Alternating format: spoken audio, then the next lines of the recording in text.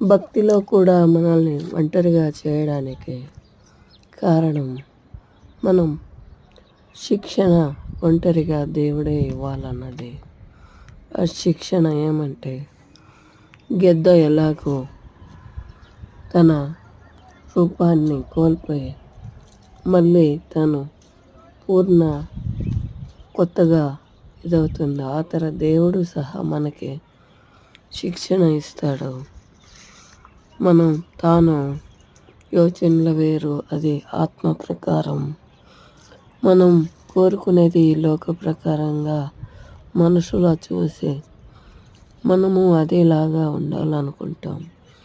కానీ దేవుడు ఆశపడుతున్నది ఆత్మపూర్ణులుగా, అది ఆత్మపూర్ణులుగా 100 ఉండాలన్నది. మన హృదయం దేవుడికి పూర్ణంగా ఉండాలన్నదే దేవుడి ఆశ. మనం లోకం అర్థం దేవుడికి అనుకుంటాం.